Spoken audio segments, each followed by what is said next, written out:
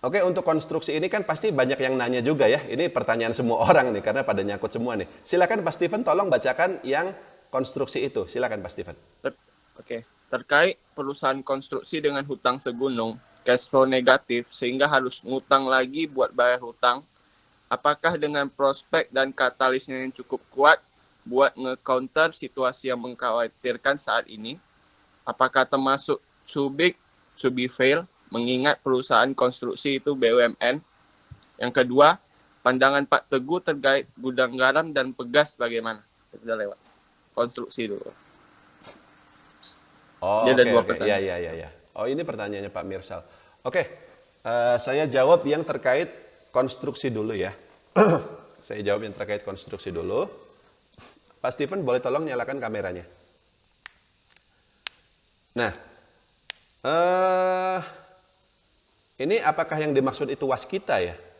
Atau BUMN yang lain? Tapi memang semua BUMN konstruksi utangnya gede banget.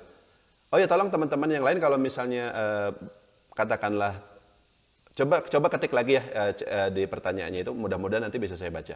Tapi sekarang saya jawab yang masalah konstruksi dulu. Begini, saya sudah pernah waktu itu ada wartawan nelfon nanya soal konstruksi, terutama setelah Waskita itu rugi sampai 7 triliun. Gede banget kan? Waskita ini adalah memang BUMN konstruksi paling besar saat ini, seperti itu. Dan dia ruginya sampai sebesar itu ya serem juga gitu.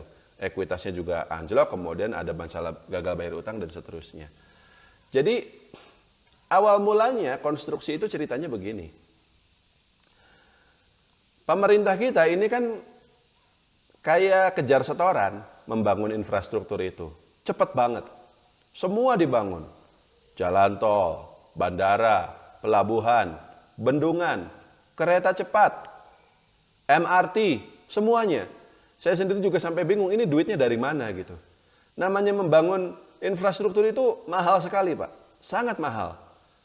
Namanya tiang beton untuk menyangga itu rel kereta api di atas itu, atau misalnya MRT yang harus ngebor tanah di dalam di Jakarta itu ya, jadi kereta api di bawah tanah, itu mahal sekali. Untuk bisa berapa ratus miliar gitu hanya untuk satu pekerjaan gitu, belum termasuk seluruh pekerjaan seperti itu. Nah, jadi ternyata duitnya itu adalah satu, BUMN itu pertama dimodalin dulu. Modalnya disuntik oleh pemerintah dalam bentuk right issue. Sudah dilakukan sejak tahun 2015 lalu, 2015-2016. Karena modalnya sekarang lebih besar, maka para konstruksi ini berani ngambil utang yang lebih besar lagi. Karena kan minimal mereka punya ekuitasnya naik seperti itu ya. Kemudian, jadi utangnya itu selain utang bank, juga utang-utang usaha. Kemudian, namanya konstruksi itu kan dia hanya membangun. Pemilik proyeknya itu pihak lain. Dalam hal ini pemerintah. Jalan tol itu punya pemerintah. Atau punyanya Jasa Marga lah. Nah, tapi karena kejar tayang, maka sebelum ada yang menawarkan jalan tol tersebut, Waskita udah bikin duluan. Udah bikin dulu jalan tolnya. Lalu jalan tol itu punyanya siapa? Ya punyanya Waskita jadinya. Jadinya konstruksi ini tidak hanya membangun tapi juga memiliki. Nah, tapi dimiliki ini hanya untuk sementara saja. Kalau nanti jalan tolnya sudah jadi, dijual. Ke siapa? Ya ke siapapun yang menawarkan harga yang bagus. Contohnya Astra. Astra itu dia kemarin masuk ke jalan tol Cipali. Harga akuisisinya 4 triliun atau berapalah gitu seperti itu. Jadi yang penting infrastrukturnya sudah jadi dulu, barangnya itu nanti dipegang oleh siapa itu urusan belakangan. Tapi ujung-ujungnya memang harus dijual karena namanya konstruksi, fokusnya adalah membangun, bukan memiliki atau mengoperasikan jalan tol itu tadi. Makanya banyak cerita penjualan jalan tol kan. Nah, ya kesannya negatif ya. Ini berarti perusahaan kita tapi bukan begitu sebenarnya. Kalau misalnya jalan tol itu tidak dijual, maka Waskita tidak akan bisa melunasi utang-utangnya. Karena untuk membangun jalan tol yang mahal itu ya biayanya juga sama dari hutang. seperti itu. Dan ternyata tidak cuma hutang yang konvensional seperti obligasi ataupun utang bank. Tapi ada juga namanya itu sekuritisasi. Apa itu sekuritisasi? Jadi yang dijual adalah kepemilikan di jalan tol tersebut. Atau di bandara, atau di pelabuhan, atau apapun. Misalnya, nilai pembangunan satu jalan tol itu sebut saja 5 triliun. Waskita nggak punya duitnya. Jadi bagaimana caranya? Waskita melelang jalan tol tersebut. 60% itu tetap dimiliki oleh waskita, tapi 40% dari jalan tol ya. Jadi yang dilelang itu bukan saham waskitanya, bukan. Ataupun aset-aset waskita, tapi hanya proyek jalan tol itu saja yang dilelang, yang dijual. 40% jalan tol tersebut dijual, ada investor masuk, setor duit. Nah berarti waskita sekarang punya duit.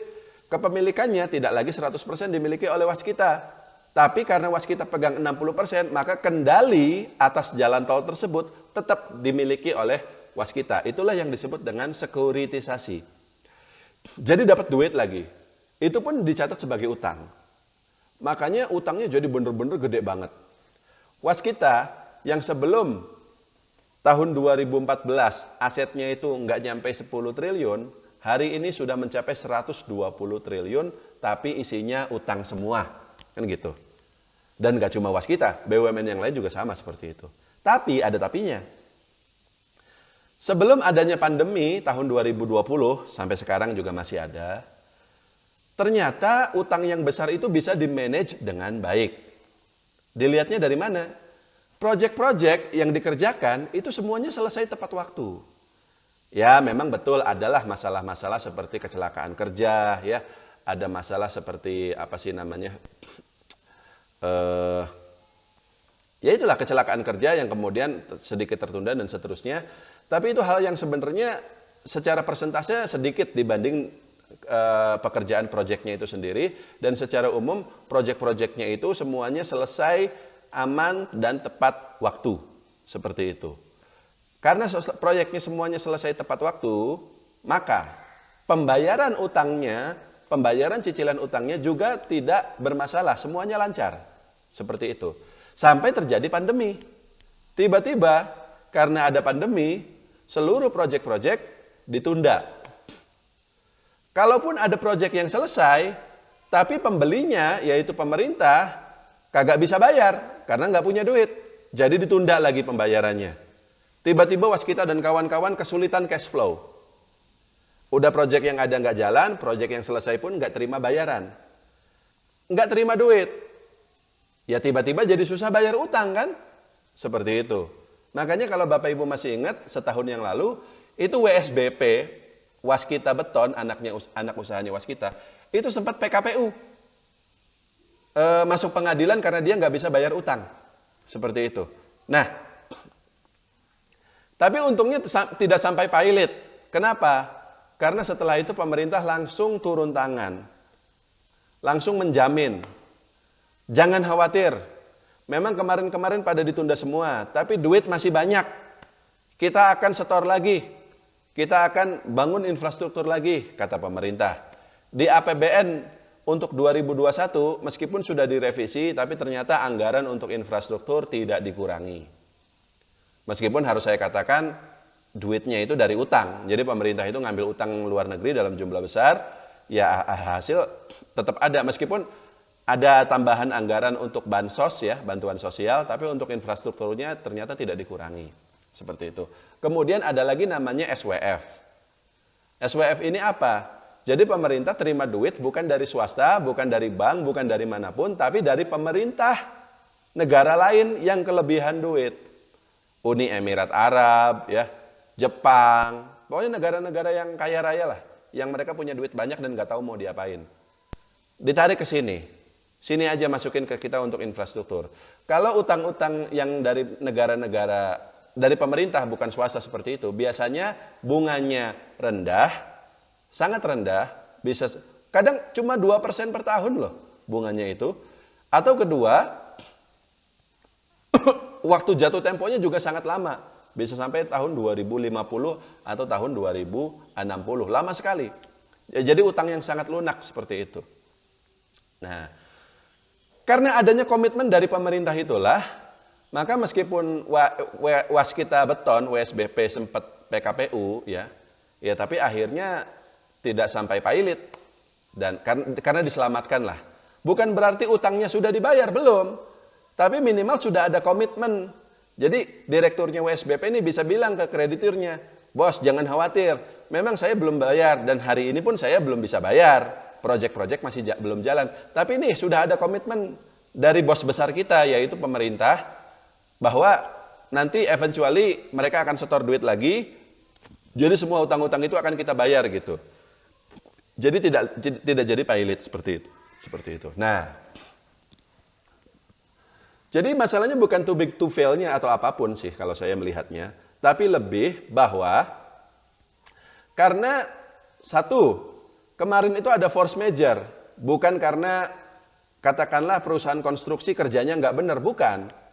Tahun 2020 itu memang susah banget, semua orang rugi. Saya juga sempat rugi.